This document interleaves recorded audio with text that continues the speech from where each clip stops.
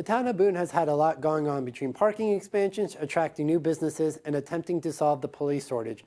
Hi everyone, I'm Chris Taura, and welcome to the season finale of Elevated Politics. The Boone Chambers of Commerce aims to attract businesses to the heart of the high country. Allison Brown tells us more about what exactly the Boone Chambers of Commerce does to support local businesses. The Boone Area Chamber of Commerce has been working hard to incentivize business up in the high country. We got to talk to David Jackson about this. The Boone Area Chamber of Commerce is primarily a business advocacy organization for our community. We work to connect our members business to business, as well as members with specific ways that they can enhance their business, that being increased customers or different connections. We advocate a lot, especially now around hurricane-related activity, as you might imagine. But whether that's governmental contact or speaking with other agencies that can be helpful to our region, we really drive a lot of that conversation. And then we try to educate our members as well through different leadership development programs, again, bringing information in about things that can benefit our community. Blue Ridge Parkway is one that we're really getting into, more so from an advocacy perspective now, but we try to be a convener and lead important conversations within the community. I think any chamber in a community finds its ways to plug in that are unique to that community's needs. For example, with us, for the last 7 months, we have been advocating sharply for grants for businesses. A number of our businesses here in the community have about 15 employees or less. About 85% of our business makeup is like that. And we know that their interruption caused by the hurricane at the time of year that happened was potentially business threatening. So I think one of the key things that we have done uniquely to this community is advocate with government on their behalf and say, without October, without November, a lot of the unique businesses that are here in this area that we rely on to be magnets for this area simply won't exist without further help. And sometimes that's the role of government, whether they like it or not, is to come in and help the people that will eventually pay taxes back to them and make the cycle go around. And we try to find those stories and those situations and magnify those as best as we can. I think one of the most important things that was done in bringing Boone back to a little bit more normal concentration of visitors was really to have strong community conversation around that. And that was led by Chancellor Norris. One of the first decisions that was made was about bringing students back to Watauga County and what that would mean for the rest of the county. And how that went, everything else would kind of trickle around it. So we knew that in order to get students back safely, we needed to bring back on key services that support students both on campus and off. And then once we saw, several thousand people move back into the community, that would let us know kind of what some of those triggers were that we needed to think about with larger crowds, say like with football games and ski season and just some of the other tourism activity that we have here. We've got roughly 20,000 people that live inside the town of Boone, not counting students, about 60,000 in the county, again, not counting students. So seeing that small pocket of folks come back really helped us determine what the community was capable of at that point in time. But that conversation comes back to the chancellor, the county, the town, all getting together and saying, we have to make a decision that's right for everybody, not just one area's interest. And that was a tough conversation, but it ended up being the right one, and it set us up on a good path to get through October and November and on into a little bit more predictability in December. To date, let's say, as we have this conversation now, we have awarded just over 160 grants to businesses. We've sent a little bit over $470,000 out into the broader community through grants from that program. We also spent about another $210,000 on eliminating the tuition payment for October for families that had kids in early childhood programs around the community. That's birth to 3, basically. So we are just getting ready to award about another $400,000 through a third round of that grant program out to businesses that sustained physical damage and still have some sort of economic baggage attached to them. So by the time it's all said and done, it's going to be a little bit over $1 million that's pumped into our local economy. And again, I'll point back to the lack of funding that we've seen from other sources. without nonprofits, whether it's this chamber, whether it's Samaritan's Purse, Wine to Water, some of those other agencies, there is nobody sending anything directly to anybody here from a business perspective. That's disappointing. Despite advocacy at the state level, at the federal level, we have seen very little action in that regard, short of Governor Stein working with the Dogwood Foundation to get some money out to businesses that way. Government has been very reluctant to step alongside business and help them through this key time. So we and other chambers around the region have tried to do what we can to raise resources locally and put those back into our community and not trying to say this in a boastful way, but there are reasons that some businesses are still around, and it's because chambers, economic development organizations have found ways to raise that money and keep them going until predictability can come back again. The Boone Area Chamber of Commerce has continued to work with local businesses after facing many challenges like Hurricane Helene. Watauga County, much like many North Carolina counties, struggled to attract and retain police officers. Captain Preston Russell tells us how the police officer shortage has impacted Watauga County. The shortage of deputies here at Watauga County Sheriff's Office is currently at 5. The shortage is just due to mandates for law enforcement in general. The standards for those getting in law enforcement has increased for training, and the number of applicants that are going into that training have declined over the last 6 to 7 years. I believe that a lot of people see it as a job instead of a career at this point, and so the number of people that are looking to get into law enforcement has declined due to other opportunities, working from home, other avenues for entrepreneurism, to be able to work from home and do things online have given job availability to others who don't necessarily see this as a choice for them. Normally App State does the majority of the game day events. We do coordinate with them for any assistance they might need for extra things outside of the stadium. As far as events in Watauga County, normally we handle them in-house. We do partnerships for escorts for large scale. We'll coordinate with other local agencies, whatever jurisdiction that might be. We're taking applications for those who haven't been to basic law enforcement training, looking at opportunities to possibly pay for people to go through that training as an employee here at Watauga Sheriff's Office. The Boone Town Council are planning to expand Brookshire Park, a popular park on the outskirts of Boone. Jake Casey tells us more about the planned expansion. Boone is known for its many parks, and now one of the town's most notable parks is getting an upgrade. If you've been out at Brookshire and you look across that river and you see the kind of field right there, I mean, it's basically that, that spans the entire stretch of the river, that floodplain, that conservation easement. Doesn't really quite go up to the road, but a good chunk of that. You're looking at a considerable amount more trails. It's nearly 30 acres, and I don't really know the size of Brookshire, but I've been kind of saying offhandedly it's going to nearly double the size of Brookshire's parks. Now, it's a conservation easement, so you're limited in the type of recreation you can do there because it wants to preserve the natural environment. So, you won't have the fields where people are playing pick up soccer there, but you'll have the ability to walk through, bird, maybe picnic, whatever the case is, kind of passive recreation. Typically, when there's two entities working together like this, there's a lot of grant funding out there.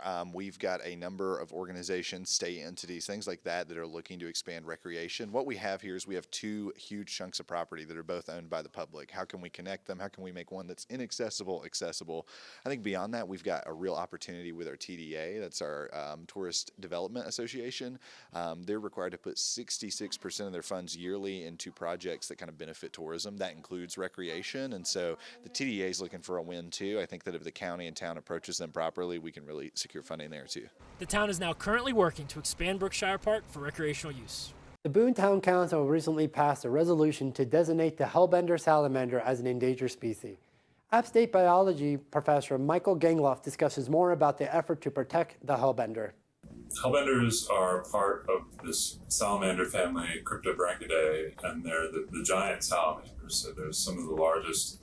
They are the largest salamanders by measures in the world, and the eastern hellbender can reach lengths of 2.5 feet, but the species in Asia can get 4, 5, 6 feet in length, so quite large animals. And historically, they're at the top of the food chain here, and especially in Appalachian headwater streams. In the last few hundred years, we've altered our habitats so much we've lost a lot of hellbender habitat. Well, there's abundant research that shows that apex predators play a really important role in a lot of aquatic ecosystems. We've replaced hellbenders with lots of other apex predators, so it's almost impossible to say what role they played historically. But today, they tell us that an ecosystem is healthy because it has all of its constituent elements there. All the trophic levels are present. There's predators, there's primary producers, there's primary, secondary consumers, and it's all kind of functioning together. When hellbenders start to drop out, usually that's a sign that there's something wrong with our watershed. Well, probably the biggest thing that we've done across the range of the eastern hellbender, which is we've built lots of dams. And so dams fragment hellbender populations, they prevent them from moving from one river to the next.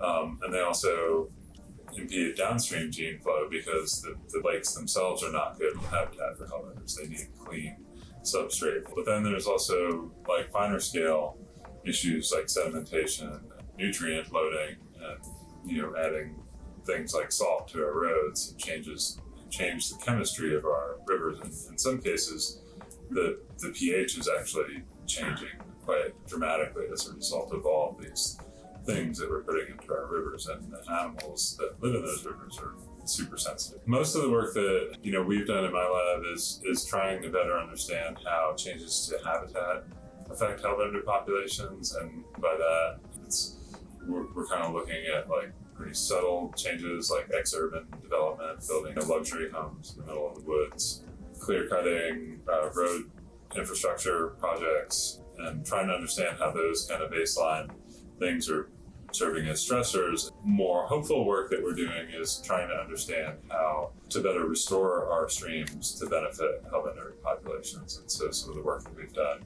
with the Watauga Riverkeeper, Mountain Tree, American Rivers, looking at dam removal projects, trying to see how we can do these projects in a way that benefits hellbenders. What I've been seeing though lately around the high country is that there's been a lot of less well thought out action because people are trying to help communities recover and infrastructure recover from the devastating floods, but it still needs to be done in a way that's protective of the resource, because hellbenders are petitioned for endangered status right now. The likelihood of that happening seems fairly low right now for many reasons.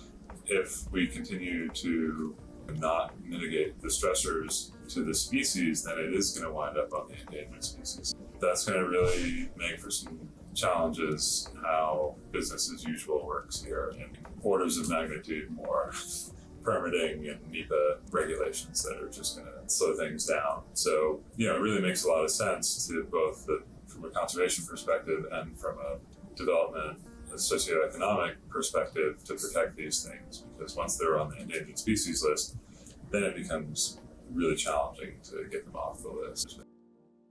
Stay tuned after this short break. We'll be speaking to Boone Mayor Pro Tem Dalton George.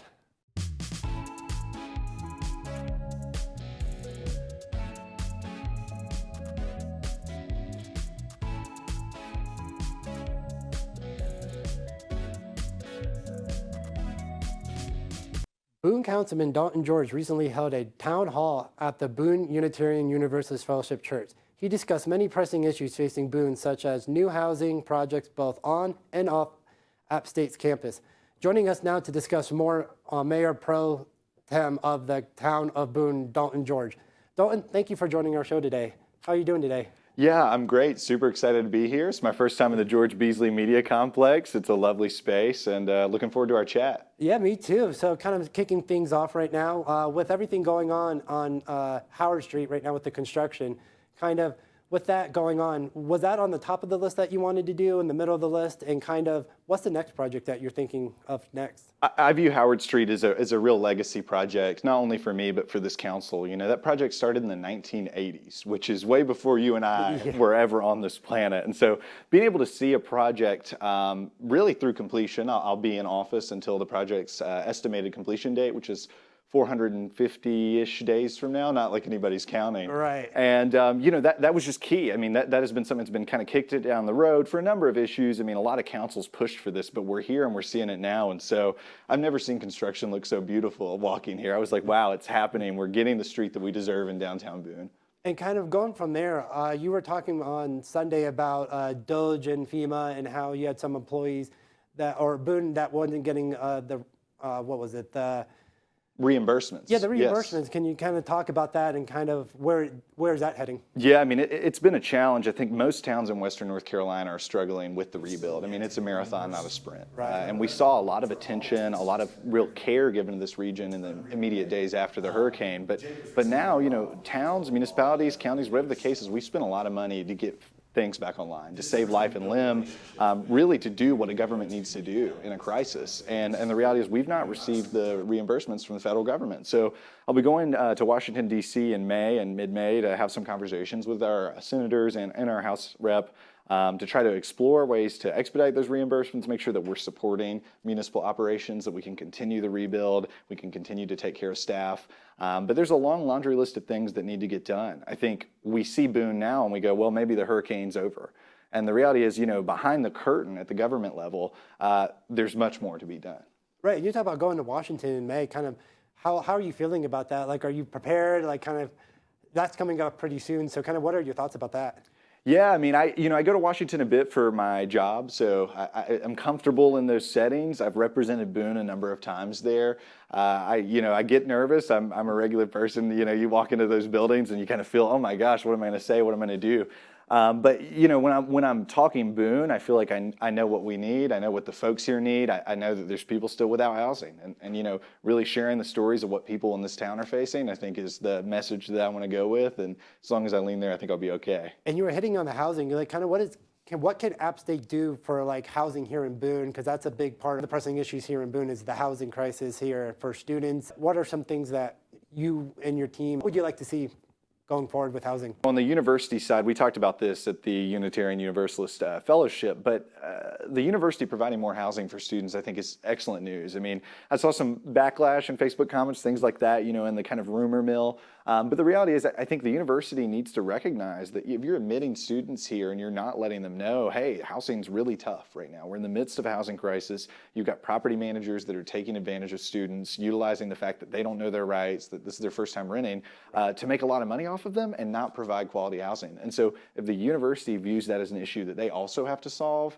building more dorms, using sites like the 105 bypass site as extra spaces for student housing, I think is key. On the town side, we can continue to examine our plans, our comprehensive plan, regulatory measures, right? Trying to figure out how we can make things easier for some developers in some cases, and measures like inclusionary zoning, which you and I have talked about before, that mandate 10 to 15% affordability in new complexes being built. Those are all things that I've introduced as a council member. It's continue to explore, but I think when you talk to students, when you talk to the student body here and you go, hey, these new developments are going to require 10 to 15% affordability, that's something that's popular, that's something that's been done by other towns, it's something that we can do. And what can students do to get involved with town, kind of like the town of Boone, and how can they let the students' voice be heard around here as well? Yeah, I mean, students carry immense power. We've got a voting site on campus, right? So students are allowed to participate in local elections. I always joke around, some people say, well, I'm not planning on living here forever, so I don't know if I feel comfortable voting. But the reality is the student's going to take your seat. Right. Once you move and graduate away, somebody else is going to come in and they're going to deal with what you've dealt with. They're going to deal with traffic. They're going to deal with rising housing costs. They're going to deal with environmental impacts. They're going to deal with lack of response to disasters, all of those things. And so when you vote here in town, you should vote here in town. You're paying money to go here. You're shopping at local businesses, and you're representing kind of the student interest that's bigger than you. And I think that's what democracy is about. And so voting, obviously, first and foremost. But I think beyond that, right, we have town boards that you can apply to. If you're in a discipline that's related to government, there's positions available for you to get involved. And also, coming to meetings, knowing what's going on. I'm disappointed sometimes to read some of the misinformation, which is attacking a number of public institutions right now. And the reality is, it's like, I read online, oh, well, everybody on the town council is rich and doesn't care about us, right? And they're old. And I look at myself and I don't really think that's the case. I think that's pretty evident that I represent a vast majority of people in this town. And so I think understanding what's going on at the town level so you can cheerlead and criticize appropriately is one of the best ways to get involved. Have you thought about going places outside of Boone, or is it just kind of like locally that you're focusing on right now? If I was invited to do a town hall, we saw Congressman Maxwell Frost from Florida and Senator Chris Murphy from Connecticut alongside Anderson Clayton, the chair of the North Carolina Democratic Party. They did a town hall in Alamance. If there was a model like that in which somebody wanted me to share my voice, my perspective on government, I'd be willing to attend. But I think beyond that, my role is Boone Mayor Pro Tempore. There's problems to deal with here. And I think sometimes you see local electeds are looking at that next step up. They want to talk about what's going on in Raleigh all the time. They want to talk about what's going on in D.C. all the time. My view is there's a lot of things to do right here in Boone. I like to talk about Boone. That's my focus. And maybe if we solve every problem here, we can move on. But I think it'll be a while till that happens. With Howard Street, you were mentioning Howard Street. Like, what's the next project that you're looking to do now that Howard Street is kind of underway? Like, is there a next big project that you have in your head that App State and kind of you are looking to attack? Yeah, a personal pet project of mine, we've talked about it in a number of interviews, is the Brookshire Bridge project, which is tentatively being called the County Town Bridge.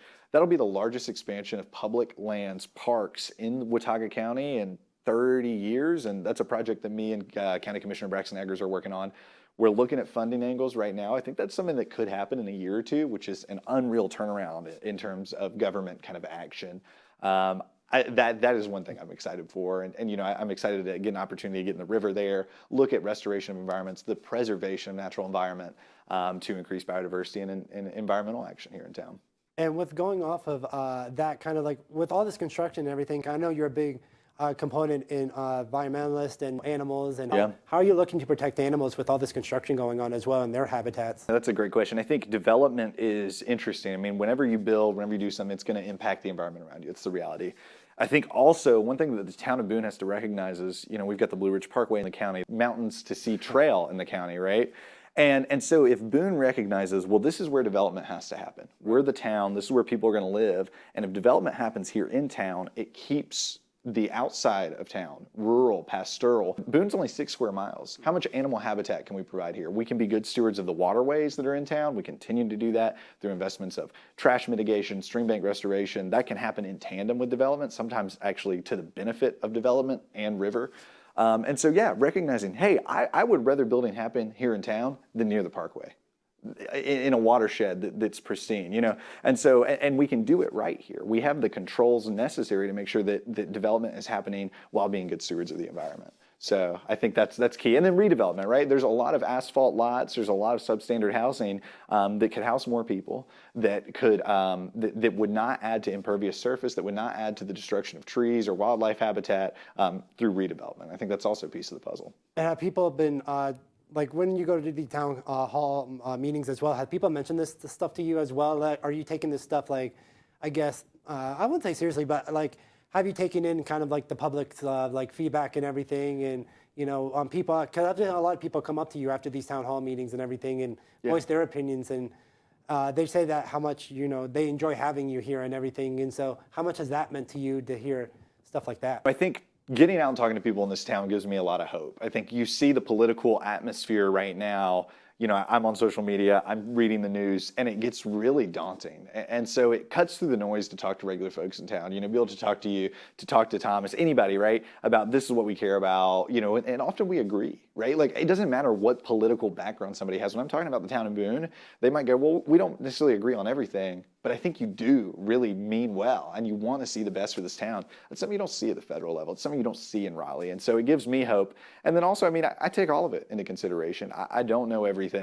I wish I did, right? Maybe one day I will, but I think folks really help me identify issues in our town and help me understand, what do I need to be legislating on? What do I need to be talking about? What do I need to know more about, right? If somebody's complaining about a problem I don't know enough about, I need to dive into that. I need to learn. I need to be an expert on it. And so, I take every bit of conversations that we have seriously, and I try to grow from it, and oftentimes to introduce things at the council to try to address it. Since you're kind of so young, and that people can connect to you because of that as well, because you're, I think, one of the youngest ones around town that are in the council position. So what does that mean to you, being your age and kind of moving forward with what you're doing?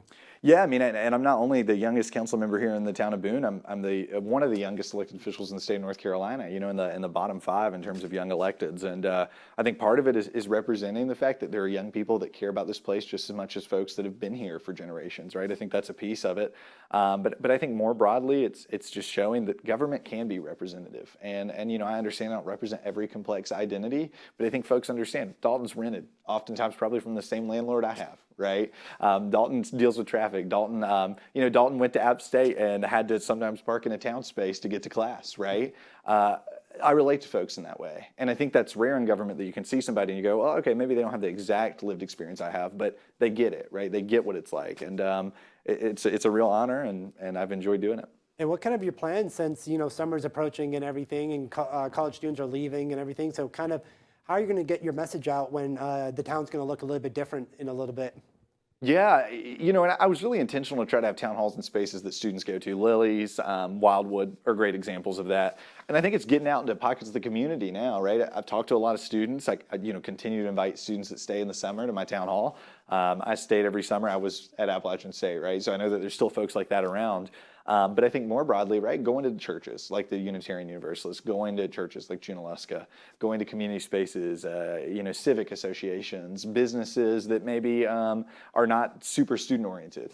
Whatever the case is, I think there's time for more conversations, and there's people that live here year round that also have a lot to share, and I've heard a lot from them already, and I'll continue to hear from them. That's awesome. And kind of what, when you go to those businesses, like, have you noticed, like, have the businesses ever talked to you about, like, since you go there and everything, has it like brought like positive attention to the businesses, and kind of like, because you go to place, like what have the businesses said to you from that aspect? Yeah, I mean, every business owner I talk to, I think, appreciates it. And you know, these issues obviously impact them operating, you know, basing their livelihood on the town's economic situation.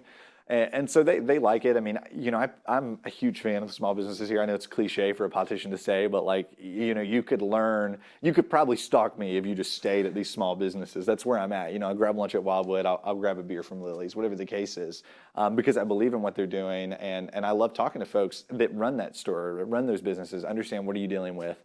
And so, you know, having those town halls, this real intentional time, talk to me about what you're dealing with. And that's how you see things like the social district percolate up. You know, that's how you see things like the towing and booting ordinance that we talked about at the Unitarian Universalist Church. That was through me talking to a business owner that was saying, hey, it's hurting my bottom dollar. There's this entity that's being maybe aggressive, unfair, uncharitable. It's booting people left and right. It doesn't feel fair. What can the town do about it? Exactly. And, you know, I met with our lawyer. I drafted a policy that made things better for, I think, folks. And that's how you govern. Like, kind of where can you see Boone in 5 to 10 years with like the Howard Street project and other projects that are going around here? Like, what's the hope for Boone in the future? I think improving our infrastructure, number one. I mean, and that's a lot of these projects you're seeing, getting a grip on the affordable housing crisis.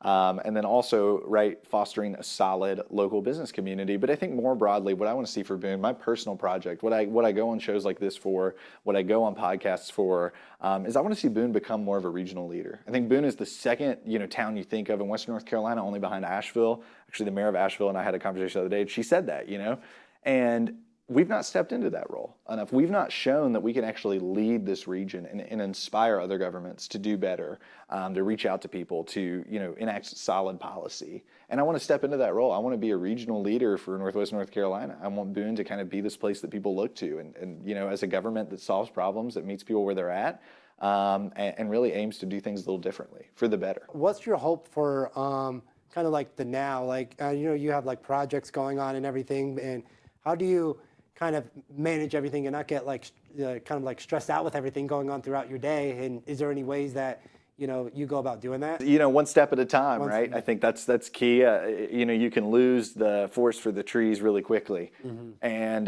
you know, to me, it's taking time to celebrate these wins. It's taking time to recognize successes, to celebrate staff, to celebrate elected official decisions. Getting out there and talking to people honestly helps me not be stressed.